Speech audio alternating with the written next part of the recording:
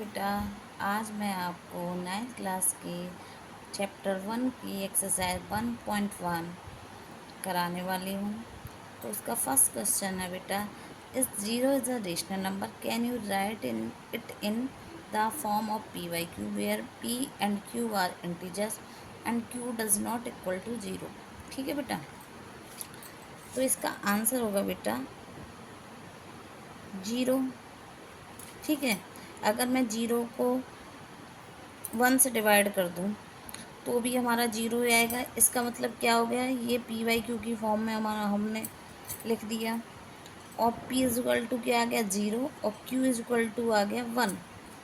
ठीक है बेटा, यानी कि क्यू जीरो के इक्वल नहीं है, ये भी आ गया। तो पहला क्वेश्चन था हमारा ये बोल रहा है इस zero is a rational number, तो हम लिखेंगे yes zero is a rational number.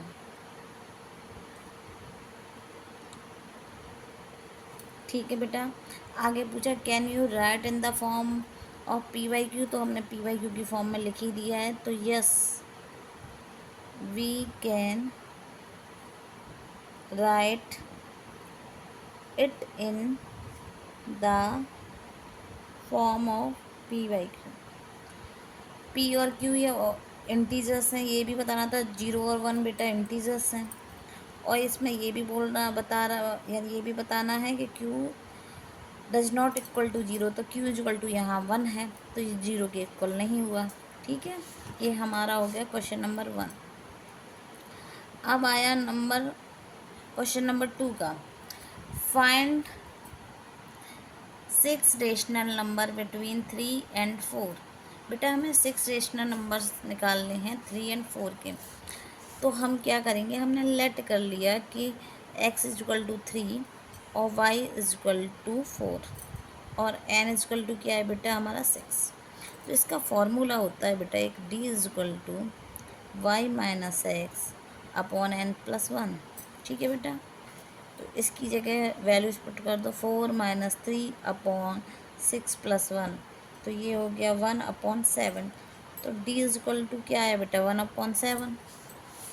अब हमें 6 रेशनल नंबर निकालने हैं, तो नंबर 1 हो जाएगा x प्लस डी। x कितना है बेटा 3 और d कितना है 1 अपॉन 7। ठीक है, 21 plus 1 is equal to 22 upon 7। x2 is equal to x plus 2d। 3 plus 1 upon 7 sorry 2 upon 7 equal to 21 plus 2 upon 7, तो ये हो जाएगा 23 अपॉन 7। ऐसे ही x3 is equal to x plus 3d is equal to 3 plus 3 upon 7, 21 plus 3 upon 7, 24 upon 7।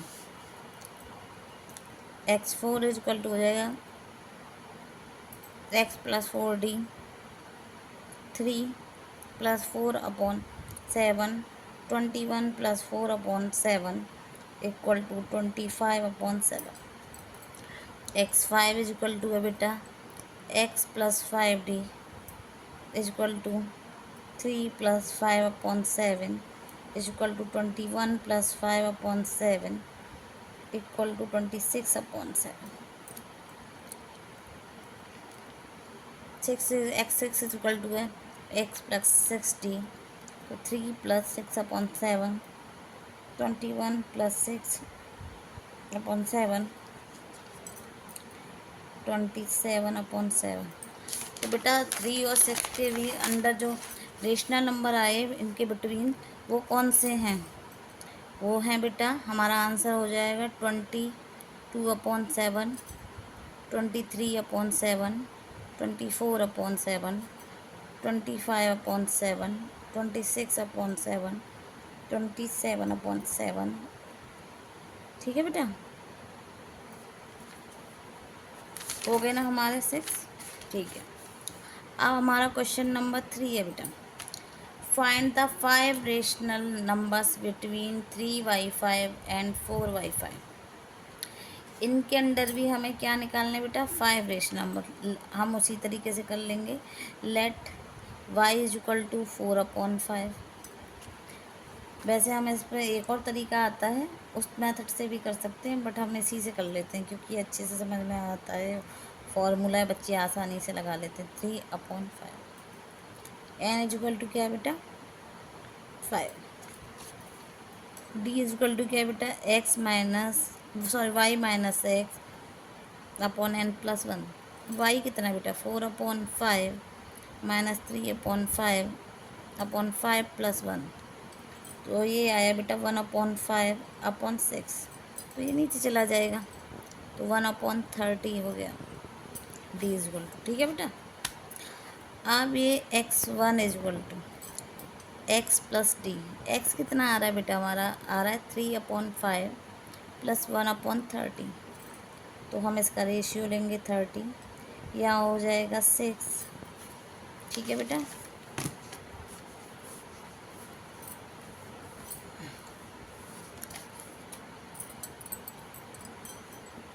Into 3 + 1।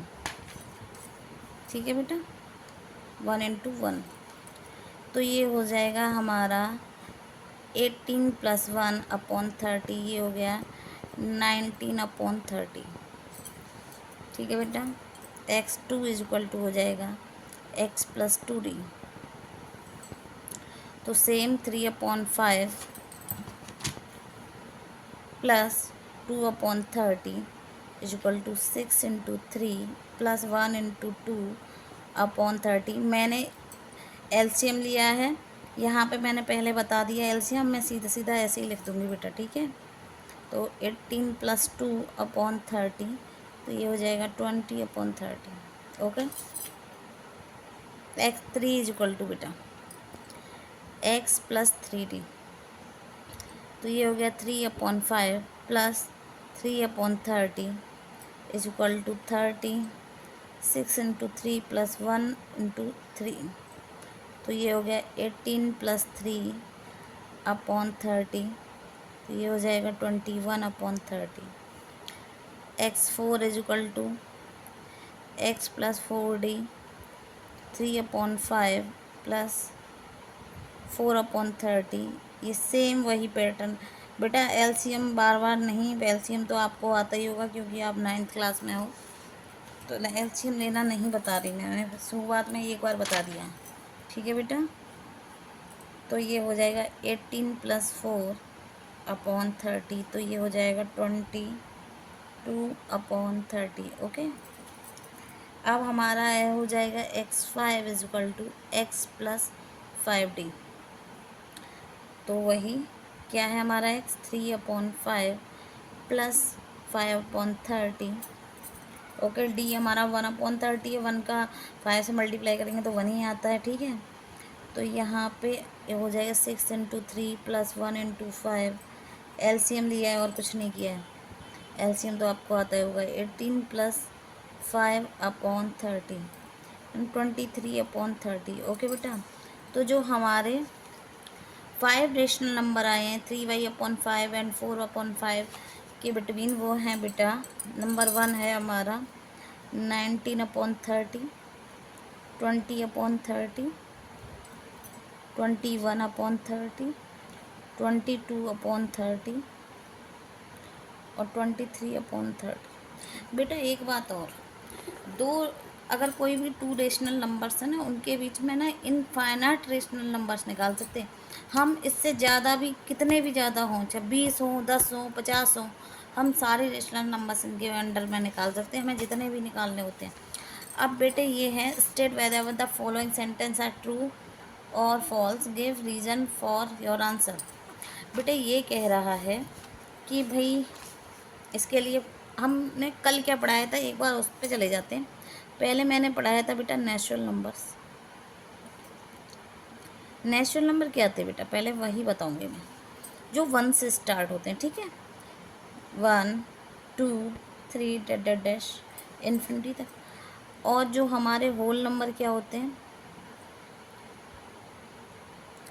बेटे, वैसे इन्हें, ठीक है, ये हो गए जो 0 से स्टार्ट होते हैं, मेरे को 2 लिखने की ज़्यादा जल्दी होती है।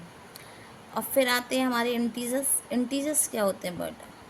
इंटीजर होते हैं हमारे 0, 1, 2, 3 that that dash infinity, -1, -2, -3 that that dash infinity. ठीक है, यानी कि all positive all negative with 0, ये हो गए हमारे इंटीजर्स।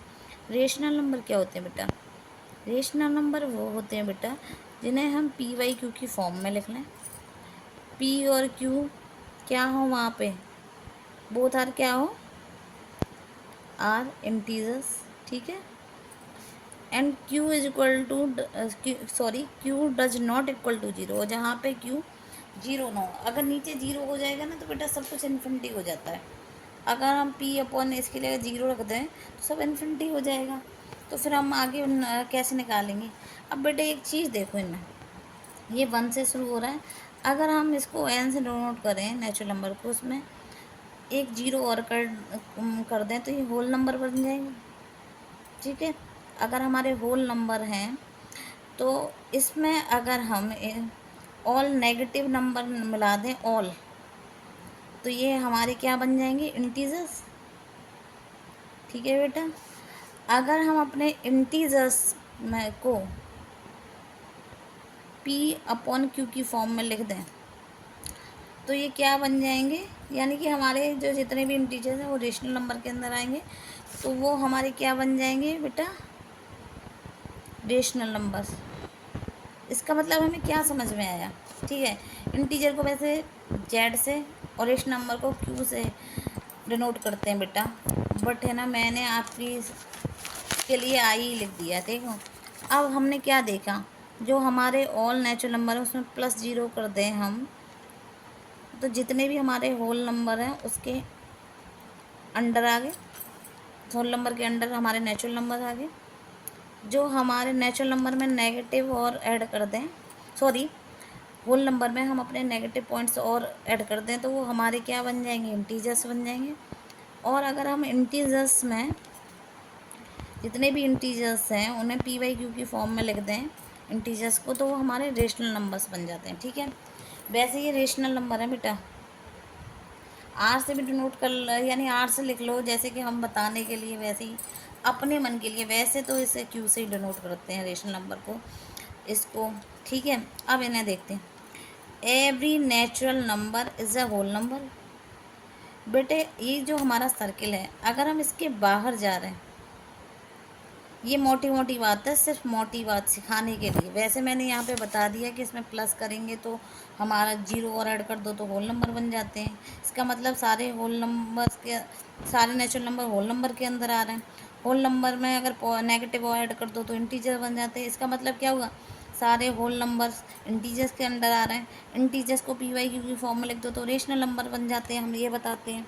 ठीक है, ये मैं इधर सॉरी, जो हमारे सारे नेचुरल नंबर्स में 0 और ऐड कर दें तो सारे होल नंबर बन जाते हैं। होल नंबर में नेगेटिव ऐड करते हैं तो इंटीजर बन जाते हैं, और इंटीजर्स को पी वाई क्यू की फॉर्म में लिख दो तो रेशनल नंबर बन जाते हैं। बेटा ये मैंने बताई है, बट यहाँ पे स्पेशली इन क्वेश्चंस के लिए मेरी एक ट्रिक है कि अगर हम इस सर्कल से बाहर मूव कर रहे हैं, ठीक है, बाहर मूव कर रहे हैं यानी हम बाहर निकल रहे हैं, इसका मतलब ये है कि सारी चीज़ें ट्रू हैं।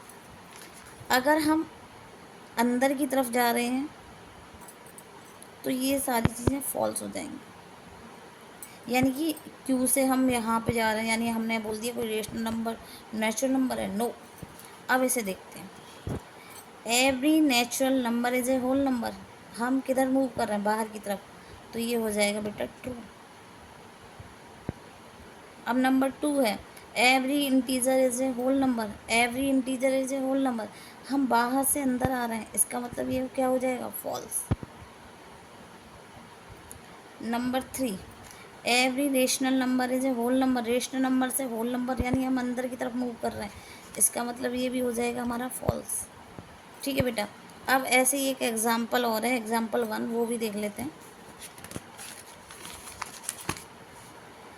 Are the following statement true और false? Give reason for a answer.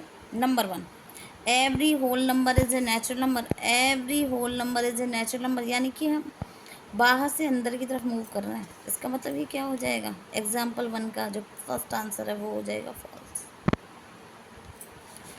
Every integer is a rational number, every integer is a rational number, यानी हम बाहर की तरफ मूव कर रहे हैं, इसका मतलब ये क्या हो जाएगा, true. Number 3, every rational number is a integer, यानी every rational number is a integer, यानी कि हम रेशनल नंबर से, यानी बाहर से हम अंदर की तरफ मूव कर रहे हैं, इसका मतलब ये हो जाएगा हमारा फॉल्स। बेटे देखो, अब कई बार हमारे दिमाग से नंबर्स वगैरह निकल जाते हैं, तो हम ऐसे ही फिगर बनाएंगे, ऐसे ही उनके नंबर्स के जो डिनोट करते हैं वो लिख लेंगे, और हम इसी के अकॉर्डिंग अपने सारे क्वेश्चन सॉल्व कर लेंगे। अब इसका देखते हैं बेटा एग्जाम्पल नंबर 2। एग्जाम्पल नंबर 2 है बेटा, find 5 rational number between 1 and 2। Example number 2, यानी 1 एंड 2 के अंडर हमें कितने रेशनल नंबर निकालने हैं बेटा, 5।